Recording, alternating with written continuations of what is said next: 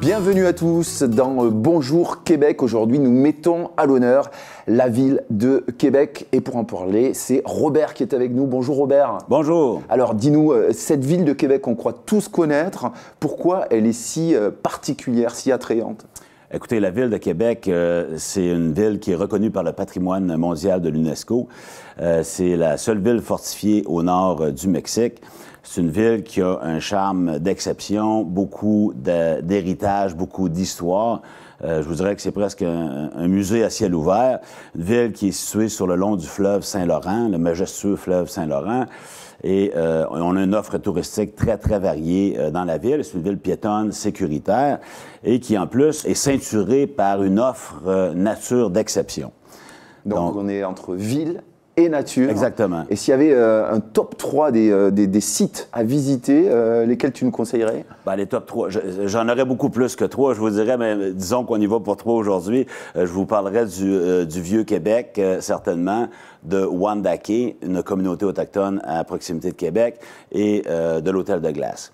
Donc, pour le Vieux-Québec, naturellement, c'est essentiel de visiter le Vieux-Québec quand vous venez dans la région, avec le quartier Petit-Champlain, qui est un quartier historique, avec des boutiques, une ambiance exceptionnelle, la terrasse du Frein qui vous donne une vue spectaculaire sur le fleuve, à côté du Château Frontenac, qu'on connaît tous, ou à peu près. Là, on y est, quoi, on voit. On y est, vous vous sentez bien. On plonge dans l'ambiance. Donc, aussi, pour vous dire qu'on a de nombreuses activités qu'on peut faire, même en ville, en hiver, à Québec. Donc, on a la possibilité de faire du fat bike. Cette année, on va avoir du vélo à pneus surdimensionnés, qu'on peut faire le tour de ville en vélo. On a aussi du patin, naturellement, beaucoup de patinoires. On va avoir une Ice Cotec cette année à l'Agora du Vieux-Port, donc avec de la musique, il va y avoir beaucoup d'ambiance. On peut faire aussi le canot à glace, juste à côté de la ville. D'accord. Donc, le canot à glace, qui est une activité quand même exceptionnelle et assez unique dans le monde, je vous dirais. Là, on a l'opportunité d'aller en canot avec des professionnels, 2 guides qui accompagnent 3 clients, et vous pouvez expérimenter sur le fleuve Saint-Laurent. Vous arrêtez sur une glace énorme, on prend un chocolat chaud, on regarde la vue, le Château Frontenac et tout. C'est assez exceptionnel. Donc, tout ça pour dire qu'on a une multitude d'activités, même de plein air, qu'on peut faire dans la ville. On a, entre autres, le marché de Noël allemand, qui est un gros marché, donc aussi une activité incontournable. Et en terminant aussi, on a une activité qui s'appelle Gogoun et Doudoun, qui peut vous paraître exceptionnelle, mais c'est une activité où on a un gros ours polaire, où on peut faire de l'escalade de glace. On va avoir des petits 3 skis électriques, où on pourra faire des essais aussi sur... Donc, une multitude d'activités pour la famille.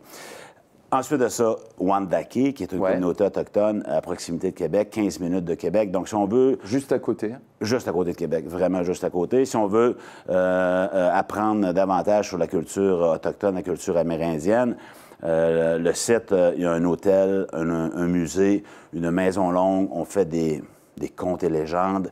Il y a une gastronomie exceptionnelle aussi, 2 très, très bons restaurants, la Traite et la Sagamité. Aussi, il y a Onowa Lumina, un parcours lumineux qu'on peut faire le soir en forêt, 1,2 km avec 8 tableaux, son et lumière, qui vous relatent toute l'histoire de la communauté Huron-Wendat. Donc, encore une fois... On plonge dans les racines du territoire de Québec. Absolument. Et en terminant, l'hôtel de glace qu'on construit chaque année, bien sûr, qui va ouvrir, habituellement, qui ouvre fin décembre, début janvier. Donc, on a une trentaine de chambres dans l'hôtel de glace. Il y a une discothèque, il y a une chapelle où on peut célébrer des mariages. Donc, c'est une expérience unique. Si vous venez à Québec, vous devez obligatoirement aller voir l'hôtel de glace. D'accord. Et cette année, on a une activité d'exception. On a une collaboration avec le Fairmont, le Château Frontenac, où on va opérer un restaurant dans l'hôtel de glace. Un restaurant de glace, donc, qui va être disponible cette année, avec un repas conçu spécialement pour l'occasion, qui va se dérouler en 45 minutes, parce qu'on sait que c'est quand même un petit peu froid dans un hôtel de glace, c'est -5. Oui. Donc, c'est un menu adapté qui va permettre de vivre l'expérience. On prendra la doudoune. On prendra la doudoune, on n'a pas besoin du piolet, mais si j'ai bien compris, si on avait une saison à choisir pour aller à Québec, dans la ville de Québec, ça serait plutôt l'hiver, c'est ça? Bien, l'hiver, moi, écoutez, je suis un amoureux de l'hiver parce que je pratique beaucoup de sports d'hiver.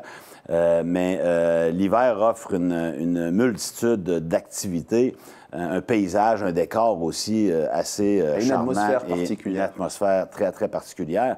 Donc, oui, pour faire de la raquette, pour faire du ski.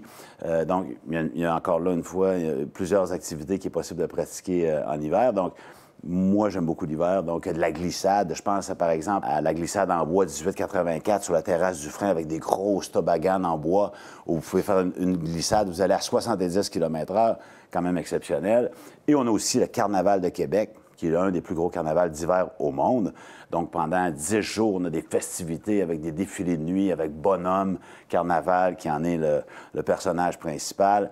Donc, oui, l'hiver, c'est très animé. Une période typique. Absolument. Incroyable à vivre. Ouais. Alors, justement, c'est un sujet aussi d'actualité. Tu le sais, le tourisme responsable. Qu'est-ce qui est développé dans ce cadre-là à Québec et voilà, dans cette zone?